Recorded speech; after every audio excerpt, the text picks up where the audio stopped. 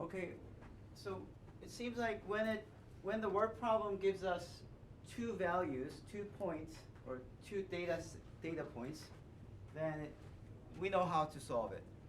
But there are some questions where you're not given two data points. You're just given that initially you're charged $40 and every mile that you drive is 30 cents. In that case, how can you solve it? Well, you could interpret something in here as a slope and get to the answer right away. But let's say you had this in an exam problem and it was really hard for you to figure out what should be what. Okay? Then the next way you could do it is to change it to a more familiar problem. See, I'm good with problems that have two data points. So let's make it into that form. Okay? So how do you do that? Well, just hypothetically think about what the charge would be if you plugged in values. So if you drove 0 miles, what would be the charge? $40, right? Now, if you drove 10 miles, I don't like 1 mile because then it's 30 cents. That's $0.3. I don't like this most. So let's say 10 miles. If you drove 10 miles, what's the surcharge? 30 cents times 10 would give you $3, right? Yeah. So $3 plus the initial 40, so it's going to be 43. And therefore, we now have the two data points, which is 0, 40 and 10, 43. Aha. Very good, because now I can just apply the formula for the slope, which is change of the y value divided by the change of the x value, which is 3 over 10, or 0.3.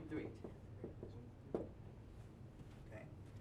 And then you plug that into the formula for point slope form, y minus y1 equals to m times x minus x1.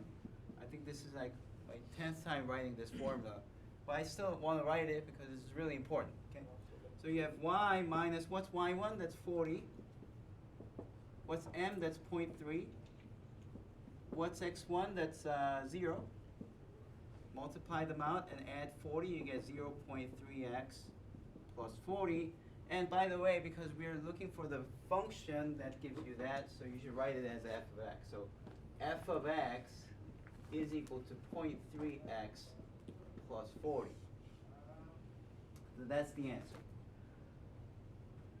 Now that we have the answer, can you kind of see how you could have went from the question to the answer right away without doing all this?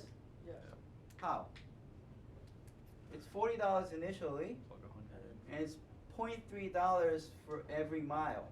Right? So see, 30 cents, this is $0.3. So it's $0.3 per every mile. So you multiply the two and add them, and you get the function that way. Okay?